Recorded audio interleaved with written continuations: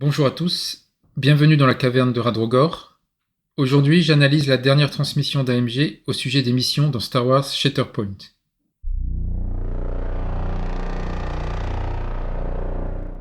Une partie de Shatterpoint se déroule au maximum en 3 phases, qu'AMG appelle des struggles, que l'on peut traduire par lutte ou combat. Un joueur gagne la partie s'il remporte 2 phases. Donc si le même joueur remporte les phases 1 et 2, la partie est terminée. Mais si le joueur A remporte la phase 1 et le joueur B la phase 2, il y a alors une 3e phase pour les départager. Les missions sont la partie la plus importante d'une partie et leurs objectifs vont changer au cours des 3 phases. Elles constituent l'objectif prioritaire du jeu et sont le principal moyen de gagner ou de perdre. Au début de la partie, une mission est choisie et des objectifs inactifs sont mis en place sur le champ de bataille, comme indiqué sur la carte de mission. Par exemple, la mission Changement de priorité vous indique de placer 9 jetons d'objectifs inactifs, espacés de 5 entre eux et à 4 des bords. Ensuite, une fois que le jeu commence, vous retournez aléatoirement une carte phase 1 qui affiche un plan vous montrer quels objectifs sont finalement actifs pour la première phase du jeu. Par exemple, la phase 1, voler les plans secrets, active les 5 objectifs que vous voyez ici en jaune sur la carte. Une fois les objectifs de la mission connus, vous vous battrez avec votre adversaire pour contrôler ces objectifs en les revendiquant avec des personnages. Donc préparez-vous à grimper, à sauter, à traverser tout le terrain pour y arriver. L'action va commencer très rapidement et ne s'arrêtera jamais au cours de la partie. Les joueurs utilisent une piste de points pour suivre leur progression. Des cubes noirs, qu'AMG appelle des marqueurs momentum, sont ajoutés sur la piste en partant de l'extérieur, donc le premier à la position 8.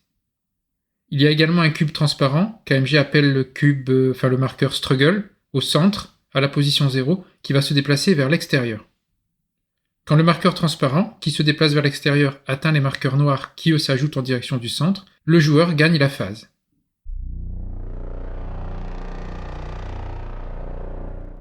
Les marqueurs noirs momentum sont gagnés en réalisant des actions, comme blesser des personnages ennemis ou via des règles spéciales des personnages qu'AMG n'a pas détaillées pour l'instant.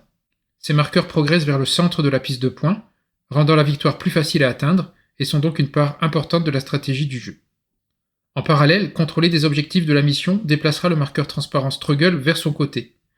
C'est un peu comme le jeu de tir à la corde, chaque joueur essaie de tirer le marqueur transparent vers son côté. Lorsque le marqueur transparent rencontre les marqueurs noirs d'un joueur, celui-ci gagne la phase. Donc le contrôle des objectifs est primordial pour gagner, car il déplace le marqueur transparent vers son côté, tandis que les actions annexes vous facilitent la tâche en raccourcissant le chemin à parcourir du marqueur transparent, via les marqueurs noirs. Le jeu se déroule au tour par tour. Vous marquez vos points à la fin de chacun de vos tours, poussant le marqueur transparent vers votre côté de la piste de points et donc de votre victoire. Trop positionné en arrière, votre adversaire vous submergera rapidement. Mais ne vous inquiétez pas, même si votre adversaire remporte la première phase, il y a encore de l'espoir, comme dans tout bon jeu Star Wars. En effet, une fois qu'un joueur remporte la première phase, en déplaçant le marqueur transparent à la fin de son côté de la piste de points, la phase 2 commence par un nouvel ensemble de cartes aléatoires.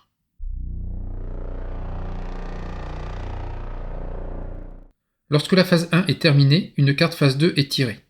Contrairement à la carte de phase 1, la carte de phase 2 offre aux joueurs ayant perdu la phase 1 la possibilité de choisir les objectifs actifs parmi 2 choix possibles.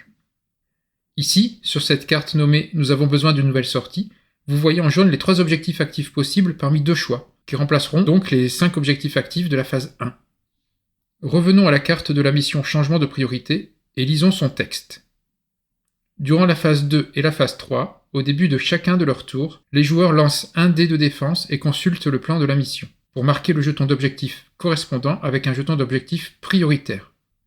Un joueur qui contrôle un ou plusieurs objectifs actifs marqués par un jeton d'objectif prioritaire déplace le marqueur transparent struggle vers ses marqueurs noirs momentum à la fin de son tour.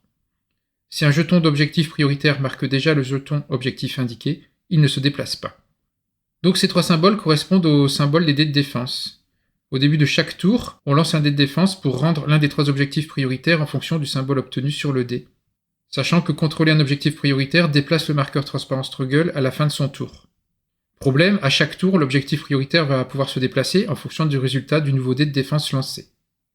Enfin, notez qu'entre chaque phase, rien dans le jeu ne se réinitialise. Les dégâts, les blessures, les conditions, tout reste en l'état entre les différentes phases. Donc positionner ces personnages pour tirer parti des objectifs qui sont en constante évolution et ainsi planifier l'avenir font partie intégrante de toute stratégie réussie dans Shatterpoint.